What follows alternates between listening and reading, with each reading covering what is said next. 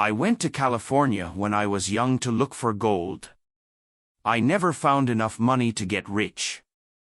I did find a beautiful part of the country. The name of it was the Stanislaus. It felt like heaven was on earth on the Stanislaus. It had deep forests with soft winds blowing through the trees and bright green hills. There were other men in the Stanislaus Hills of California many years before I did. They were also looking for gold. In the valley, they built a town with sidewalks, shops, banks, and schools. They had also built their families pretty little homes. In the Stanislaus Hills, they first found a lot of gold. Their luck didn't last, though. The gold was gone after a few years. When I got to the Stanislaus, everyone else had already left. The streets were now green with grass. And wild rose bushes grew all over the little houses.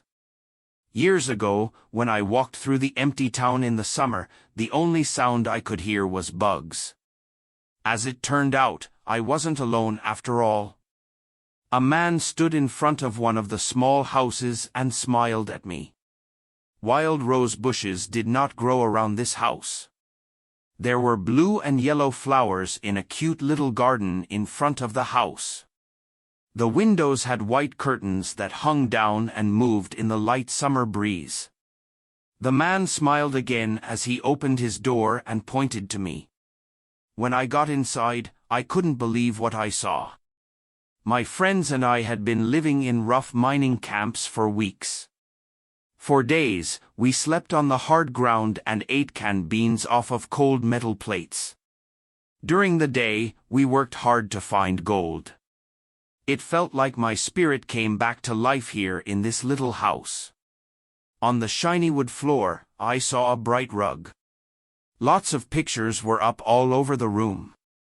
Beach rocks, books, and flower-filled china vases were set out on small tables. This house was lived in by a woman. My face must have shown how happy I was inside. The man knew what I was thinking. Yes, he said with a smile, she did everything. Her hand has touched everything in this room. There was a picture on the wall that wasn't hanging straight. He saw it and went to fix it. He took a few steps back to make sure the picture was straight. After that, he gently touched it with his hand. She always does that, he told me. It's like the final touch a mom gives her kid's hair after brushing it. I know how to fix all of these things because I've seen her do them so many times. I have no idea why I do it. I do it. It became clear to me as he talked that he wanted me to find something in this room. I took a look. He laughed happily and rubbed his hands together when I looked to a corner of the room near the fireplace. He yelled, "That's it. You found it. I knew you'd do it. That's her picture." That was the most beautiful woman I had ever seen. It was on a small black shelf. Another thing I had never seen before was how sweet and soft the woman looked. The man took the picture from me and looked at it for a while.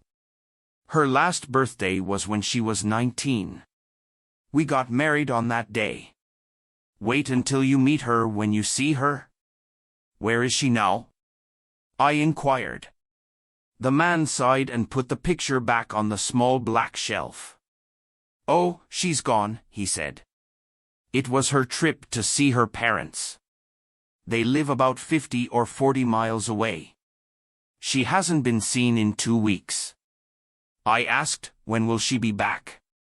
He said slowly, well, it's Wednesday. She will be back on Saturday, in the evening. I felt very bad about what I did. I am sorry, because I will be gone by then, I stated. Gone? No. Why do you need to go? Do not go. She'll feel terrible about it. She likes having people stay with us. I said, no, I have to leave right now. He took out a picture of her and put it in front of me. He said, here. Now you tell her to her face that you could have stayed to meet her and you would not. When I looked at the picture again, something changed my mind. I chose to stay. He told me his name was Henry. Henry and I talked about a lot of things that night, but mostly she came up. Things were quiet the next day. Thursday night, we had a guest. Tom was his name, and he was a big miner with gray hair. I just came for a few minutes to ask when she is coming home, he said. Is there any news? Oh yes, the man said. A letter came to me. Do you want to hear it? He pulled a worn-out letter from his shirt pocket and read it to us. There were sweet notes of love to him and to close friends and neighbors of the couple. The man looked at his friend when he was done reading it. Oh no, Tom, you're wrong again. When I read you a letter from her, you always cry. This time I'm going to tell her. The gray-haired miner told Henry, no, you must not do that. I'm getting old.